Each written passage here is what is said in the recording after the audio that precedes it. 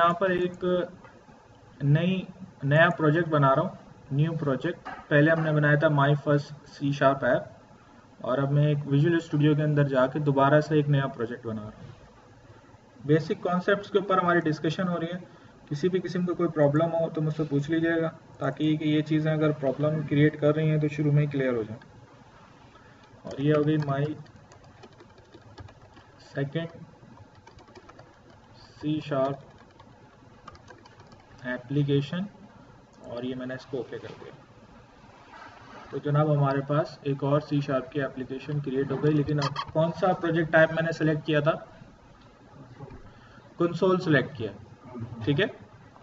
तो last time हमने console application भी देखी थी और विंडोज़ फॉर्म एप्लीकेशन भी देखी थी। तो दोबारा से हम कंसोल पे आ रहे हैं, और जो अब कॉन्सेप्ट हम डिस्कस करने जा रहे हैं वो डिस्कस करने जा रहे हैं मेथड्स का, कि मेथड्स क्या होते हैं। तो देखें, एक्चुअली लास्ट टाइम जो हमने चीज़ें देखी है ना, वो सिंपल ऑपरेटर्स से चीज़ें थी। मेथड्स का क्या कॉन्सेप्ट है?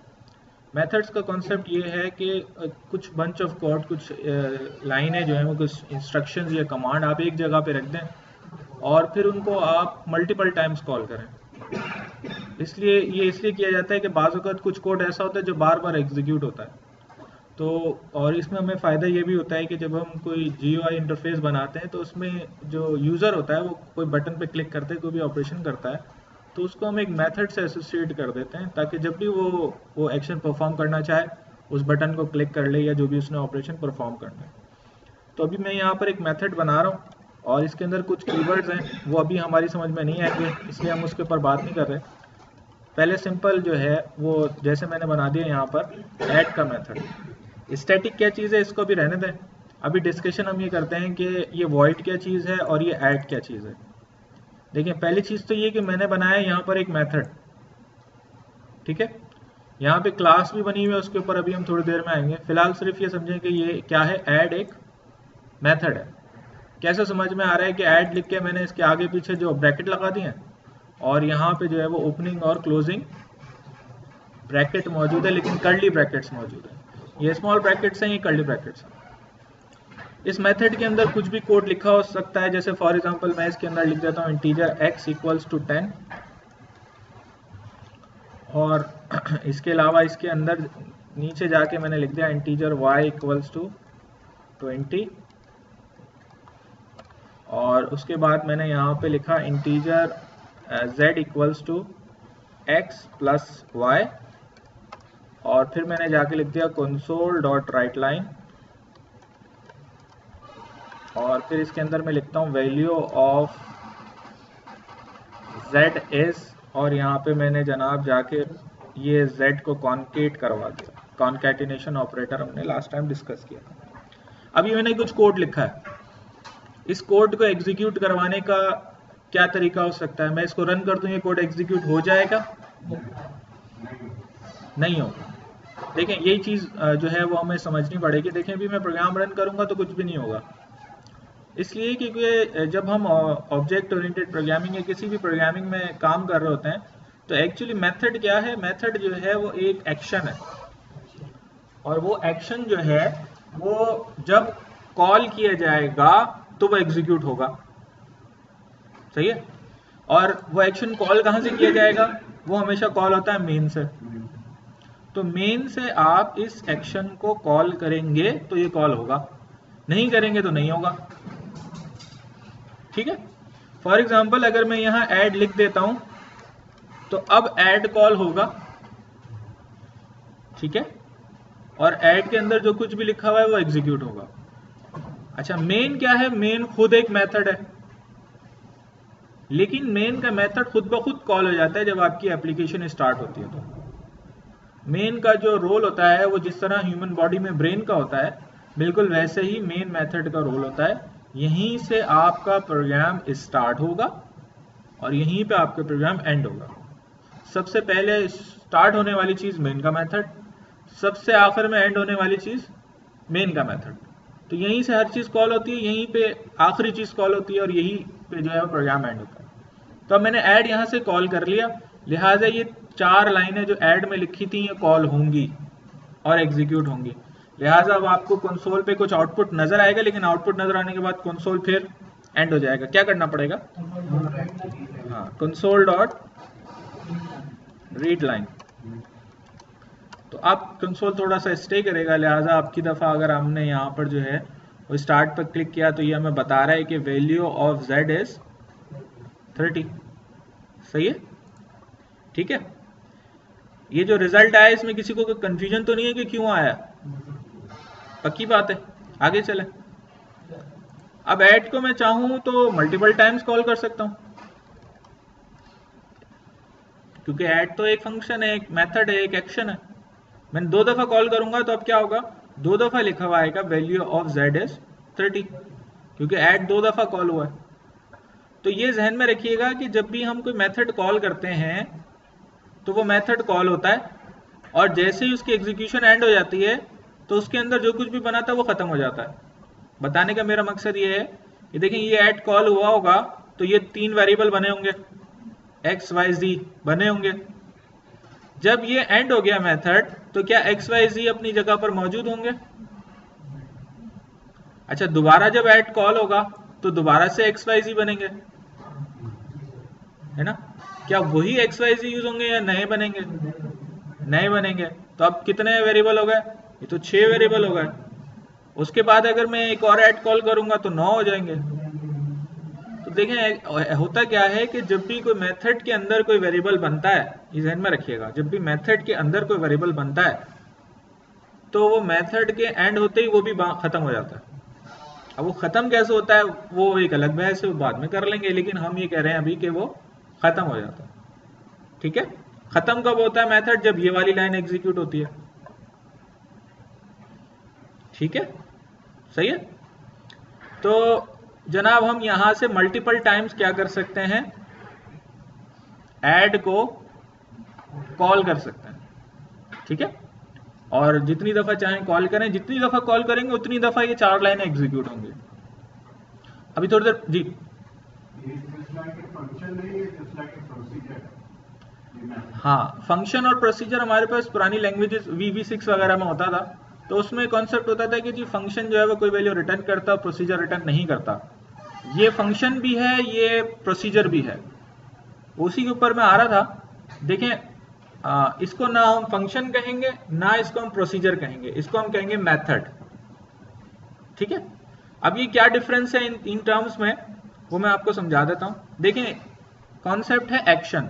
तो ये जो एक्शन होता है ये मेन के मेथड को, मेन का मेथड इसको कुछ मैसेजेस पास भी कर सकता है और मेन का मेथड इससे कुछ मैसेजेस रिट्रीव भी कर सकता है, गेट भी कर सकता है। ठीक है, जैसे फॉर एग्जांपल आप देख रहे हैं कि यहाँ पे x और y जो है दोनों 10 और 20 हैं। तो ये 10 और 20 वेरिएबल बने कहाँ हैं? ये ऐड के अंदर ही बने। मैं बजाय इसके कि इनको यहाँ बनाऊं, मैं इनको मेन के मेथड में बना देता हूँ। अब क्या होगा? अब प्रॉब्लम ये है कि ये मेन का मेथड अलग है और ऐड का मेथड अलग है। अब x और y जो है वो बने तो मेन में है, लेकिन मैं उनको यूज क्या कर रहा हूं? ऐड के मेथड में यूज कर रहा हूं, लिहाजा यहां ये एक्सेस नहीं हो सकते। आप इस कोड को चलाएंगे तो यहां आ जाएगा कंपाइल टाइम एरर, और एरर ये आएगा कि जनाबे वाला ये जो x और y हैं ये ऐड के मेथड में एग्जिस्ट नहीं करते। सही है, लिहाजा अब क्या करें? या तो उनको ऐड में बनाएं, या आप ये कर सकते हैं कि ऐड को ये पास कर सकते हैं ऐसे करके x, y। सही है, अब मैं क्या कर रहा हूं? ऐड के मेथड को x और y पास कर रहा हूं। कहां से पास कर रहा हूं? मेन के मेथड से। लेकिन ये जहन में रखिएगा कि किसी भी मेथड को अगर आप कुछ पास करना चाहते हैं तो उसके अंदर ही कैपेबिलिटी होनी चाहिए कि उसको कुछ पास किया जा सके, तभी आप उसको पास कर सकते हैं। अगर कोई मेथड इस तरीके से बना हुआ है जिसको हम टेक्निकल टर्म्स में कहते हैं नो आर्गुमेंट मेथड, यानी कि इसमें कोई आर्गुमेंट नहीं है, तो जो नो आर्गुमेंट वाला होता है उसमें कोई आर्गुमेंट पास हो ही नहीं सकता, कोई पैरामीटर पास हो ही नहीं सकता। ठीक है, अगर मैं चाहता हूं कि इसको कुछ वेरिएबल पास हो तो मुझे क्या करना पड़ेगा? इसमें ये कैपेबिलिटी रखनी पड़ेगी। मैं यहाँ पे लिखना पड़ेगा इंटीजर x, इंटीजर y। अब ऐड जो है वो इस काबिल हो गया है कि इसको x और y पास किया जा सके। मेरी बात समझ में आ रही है? देखें पहले ऐड ऐसी लिखा हुआ था और जो ये स्मॉल ब्रैकेट्स थे ये ओपन हो रहे थे, फॉरन क्लोज हो रहे थे। मेथड ये जब भी था, सही है। अब मैंने इसमें x और y रख दिया, अभी भी ये मेथड है। अब इसमें दो आर्गुमेंट हैं, दो आर्गुमेंट का, ये दो आर्गुमेंट है, एक आर्गुमेंट ये है इसका और एक ये है, सही है। अब क्या होगा एक्चुअली, देखें कोई सी मुश्किल चीज नहीं है, सिंपल सी चीज है। यहां पे जो भी चीज होगी ना वो इसमें आ जाएगी, और यहां पर जो भी चीज होगी वो इसमें आ जाएगी, ठीक है। और अब इस प्रोग्राम का रिजल्ट क्या आएगा, क्या रिजल्ट आएगा, वही रिजल्ट आएगा। यानी ये कि ये जो 10 और 20 है ये आप मेन के मेथड से पास कर रहे हैं ऐड को, सही है। यानी जहां से मेथड कॉल हो रहा है वहां से वैल्यू आप क्या कर रहे हैं, पास कर रहे हैं, ठीक है। ये जो ऐड मेथड है इसको आप कोई वैल्यू भेज भी सकते हैं, पास भी कर सकते हैं, और ये ऐड जो है अपनी तरफ से कुछ रिटर्न भी करवा सकता है। मतलब ये कि यहां पे मैं console.write लिखने के बजाय मैं यहां पर लिख देता हूं। अब यहां क्या मसला होगा जी, यहां पे मसला ये होगा कि z मैंने बनाया कहां है, ऐड में बनाया है, और यूज कहां कर रहा हूं, मेन के मेथड में। तो ये तो नहीं हो सकता, जहां बनाया वही यूज कर सकते हैं। मेरी बात समझ में आ रही है? तो अब क्या करना पड़ेगा, इस z को यहां से रिटर्न करवाना पड़ेगा इधर, ठीक है। तो ये जो ऐड का मेथड है, अगर इसके पीछे मैं इस तरीके से लिख दूं integer z equals to add, तो इसका मतलब, इस लाइन का मतलब ये है कि ऐड जो कुछ भी रिटर्न करे वो किस में रख दो, z में रख दो। अब मसला ये है कि यहां भी वही मसला आ जाएगा कि ऐड जो है वो अभी कुछ भी रिटर्न नहीं कर रहा। क्यों नहीं कर रहा, क्योंकि ऐड मेथड के पीछे ये जो लफ्ज लिखा हुआ है ना वॉइड, हर मेथड के नाम के पीछे जो है लिखी हुई होती है उसकी रिटर्न टाइप। तो ये वॉइड क्या है इस मेथड की, रिटर्न टाइप। रिटर्न टाइप अगर वॉइड लिखी हुई है तो इसका मतलब है ये मेथड कुछ भी रिटर्न नहीं करता, ये मेथड कुछ भी रिटर्न नहीं करता। ये पुरानी टर्म्स में बात करें तो एक प्रोसीजर है। लेकिन अगर मैं यहां पे कुछ डेटा टाइप लिख दूं तो अब ये मेथड क्या रिटर्न करता है, अब ये मेथड एक इंटीजर रिटर्न करता है। अगर अब ये फंक्शन बन गया, अब इसमें अगर मैं डबल लिख दूं तो ये अब डबल रिटर्न करेगा, अगर स्ट्रिंग लिख दूं तो ये स्ट्रिंग रिटर्न करेगा। लेकिन रिटर्न करने के लिए इस तरह लिखना पड़ता है, रिटर्न z। तो अब ये मेथड क्या रिटर्न कर रहा है, z की वैल्यू को रिटर्न कर रहा है। ये वैल्यू यहां से रिटर्न होगी और इधर आ जाएगी, और अब आप इस प्रोग्राम का आउटपुट देखेंगे तो क्या नजर आएगा, वही आउटपुट आएगा। मेरी बात समझ में आ रही है?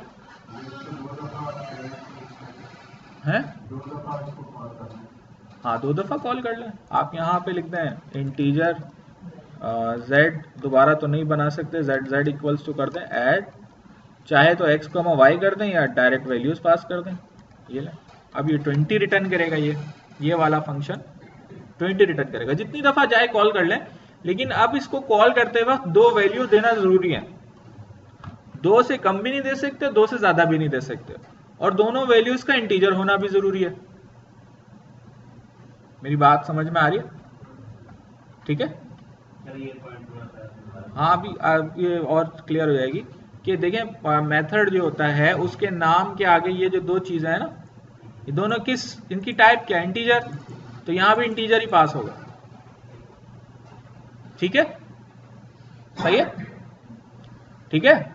अगर मैं यहां पर फॉर एग्जांपल पास कर देता हूं 10.5, अब मसला ये है कि 10.5 इंटीजर में नहीं आ सकता, लिहाजा यहां पर एरर आ जाएगा। मेरी बात समझ में आ रही है? या ए पास कर दूं या बी पास कर दूं, नहीं होगा, ठीक है। देखें इसी मेथड के अंदर अगर मैं दो z नाम के वेरिएबल बना दूंगा तो इसको प्रॉब्लम हो जाएगी। तो एक नाम के दो वेरिएबल नहीं बन सकते, एक जगह पर दो नाम के, एक ही नाम के दो वेरिएबल नहीं बन सकते। हाँ, अब यहाँ पे दूसरी चीज जो समझने वाली है वो ये है कि बेशक इसका नाम भी x है और इसका नाम भी x है, इसका नाम भी z है और इसका नाम भी z है, लेकिन ये अलग अलग वेरिएबल है क्योंकि वो मेन में बना है और ये ऐड में बना है। तो अगर मेन में मैं z नाम का एक और वेरिएबल बनाना चाहूं तो नहीं बना सकता, लेकिन किसी और मेथड में बना सकता हूं। ये यूं समझ लें, इसकी एग्जांपल ये देखें, वेरिएबल का नाम रखने का मकसद क्या होता है कि उसको इस नाम से यूज करूंगा मैं, ठीक है। या जैसे किसी शख्स का आप नाम रखते हैं तो मतलब क्या होता है, आइडेंटिफाई करना होता है उसे कि भाई इनका ये नाम है, ये नाम बोलूंगा तो ये आ जाएंगे। अब एक बिल्डिंग में दो शाहिद रहते हो, एक ही कमरे में दो शाहिद रहता हूं, तो आप शाहिद बुलाएंगे तो क्या होगा, दोनों आ जाएंगे, सही है। लेकिन दो अलग अलग बिल्डिंग है, सही है, एक पीले कलर की बिल्डिंग है, एक लाल कलर की बिल्डिंग है। आपने कहा कि भाई पीले कलर के शाहिद को लाओ, पीले कलर वाली बिल्डिंग के शाहिद को, तो बात खत्म हो गई, ठीक है, कि पीले कलर वाले के बिल्डिंग वाले शाहिद को लाओ। तो ये एक्चुअली x जो है ना, ये यूं समझ लें कि मेन डॉट x है, यानी मेन का x है, और ये x जो है वो क्या है, ये ऐड का x है। तो दोनों अलग अलग वेरिएबल है, सही है। लेकिन अगर यहां पे मैंने एक और x बना दिया तो अब कंफ्यूजन हो जाएगी कि भाई वो x कौन सा है जो आप यूज करना चाहेंगे या करेंगे तो कौन सा होगा, ठीक है। अब ये मैसेज जब रन होगा, हाँ, देन वो वैल्यू तो फिर रिटर्न z एक ही देगा ना वो। देखें z में क्या वैल्यू आएगी, वो तो ये 30 आएगी, और इसमें क्या आएगी, इसमें तो 30 आएगी, बस वैल्यू तो एक। इसको रन करेंगे। आउटपुट बताएं क्या आएगा, पहले रन तो मैं कर दूंगा, आप बताएं क्या आउटपुट आएगा। आउटपुट तो वही आएगा जो राइट किया है, बेशक इसमें 20 आ जाएगा लेकिन हमने राइट तो नहीं किया ना। नहीं, इसलिए ये कह रहे हैं अगर रिटर्न हम यही सेम यहाँ पे रिटर्न डबल रेट करेंगे, देन फिर दो के अंदर नहीं, आप यहाँ z भी कर दें, इससे कोई फर्क नहीं पड़ता, ये अलग वेरिएबल है, ये अलग है। रिटर्न जैसे हमें दो वैल्यूज करवानी है ना। अच्छा, दो वैल्यूज रिटर्न करवानी, उसके ऊपर मैं आता हूँ। अभी तो फिलहाल अभी तक हमारी अंडरस्टैंडिंग ये हुई है कि एक मेथड से एक वैल्यू आप रिटर्न करवा सकते हैं और उसकी डेटा टाइप आप कहाँ देते हैं, मेथड से साथ दे देते हैं, और उसमें दो पैरामीटर आप पास कर सकते हैं। जैसे हमने यहाँ x और y दो इसके आर्गुमेंट रखे थे जिसमें दो वैल्यूज पास हो सकती हैं। जिस डेटा टाइप आप जो जिस तरह की रखेंगे ना, वही वैल्यूज आप इसमें पास कर सकते हैं, ठीक है, सही है। कोई कंफ्यूजन तो नहीं है इसके अंदर, पक्की बात है। आगे चलें जी। अब इसके अंदर अगली चीज वो समझ लें जो अभी थोड़ी देर पहले